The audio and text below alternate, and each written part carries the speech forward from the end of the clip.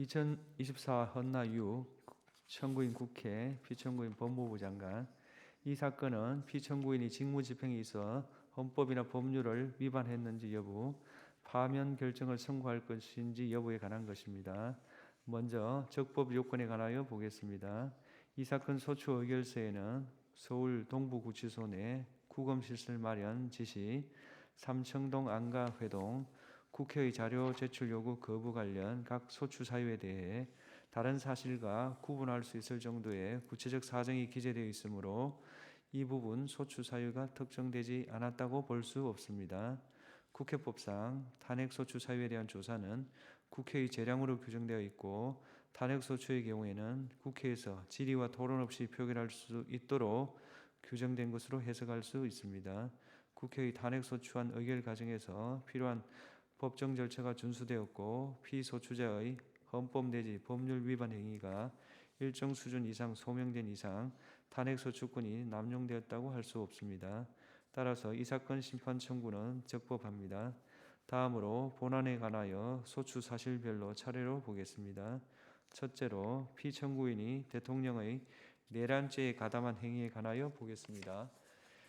이 사건 기록상 피청구인이 대통령의 비상계엄 선포 결의를 강화하거나 그 실행을 용이하게 함으로써 비상계엄 선포에 가담하였다거나 국회의원 등을 불법 구금하기 위하여 서울 동부구치소 내에 구금시설을 마련하도록 지시함으로써 비상계엄 선포행위의 중요한 실행행위를 분담하였다고 인정할 증거 또는 객관적 자료가 없습니다. 서울 삼청동 소재 대통령 안전가옥에서의 해동 부분 역시 비상계엄이 해제된 이후에 이러한 해동이 있었다는 사정만으로 피청구인이 내란 행위에 따른 법적 후속 조치를 논의하고 대응 방안을 모색함으로써 내란 행위에 관여했다고 인정할 수 없습니다. 따라서 피청구인이 대통령의 비상계엄 선포에 가담하였다고 인정할 증거 또는 객관적 자료가 부족하므로 이 부분 소추 사유는 인정되지 않습니다. 국회의 자료 제출 요구에 대한 거부 행위가 위법한지 보겠습니다. 1. 장시호 서울구치소 출정 기록 자료 제출 거부 부분에 관하여 보겠습니다. 피청구인이 국회로부터 제출을 요구받은 자료들은 그 제출 요구의 목적과 관련 있는 자료로 보이고, 수용자의 조사나 출정에 관련한 사항으로서 개인의 사생활에 관한 사항이라고 보기 어렵습니다.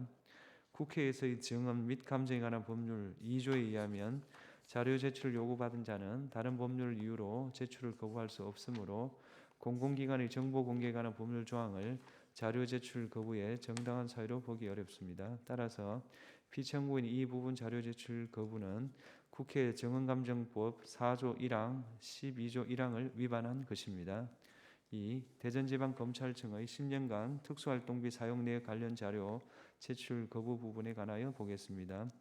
이 부분과 관련한 국회 법제사법위원회의 자료 제출 요구는 제출 요구일인 2024년 9월 27일로부터 3일 전인 2024년 9월 24일 법무부에 송달되었으므로 서류 제출 요구가 늦어도 제출 요구일 7일 전에 송달되어야 한다는 국회 정언감정법이 정한 절차를 준수하지 못하였습니다.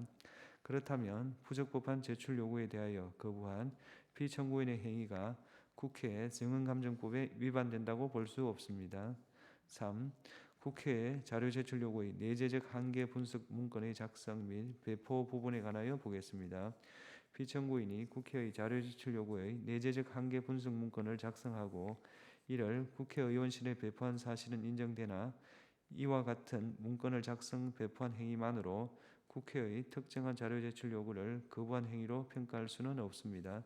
그렇다면 이 부분 소추 사실은 국회 정언감정법이나 헌법, 정부조직법, 행정기본법 위반에 해당하지 않습니다. 국회 본회의 중 퇴장 행위가 헌법과 법률을 위반하였는지 여부에 관하여 보겠습니다. 당시 피청구인은 법률안에 대한 제2요구의 이유를 설명하기 위해 자발적으로 국회 본회의에 출석하였으므로 국회의 국무위원에 대한 출석 답변 요구를 전제로 하는 헌법 62조 2항 위반이 성립될 여지는 없습니다.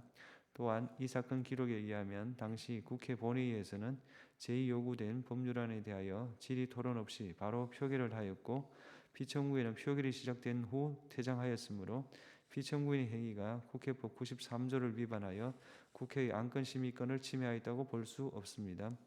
국무위원이 국회 본회의에서 표결이 마감될 때까지 퇴장해서는 안 된다는 법령상 의무는 없으므로 피청구인의 행위가 국가공무원법상 법령 준수 의무나 성실 의무를 위반하였다고 보기도 어렵습니다. 마지막으로 피청구인을 파면할 것인지에 관하여 보겠습니다.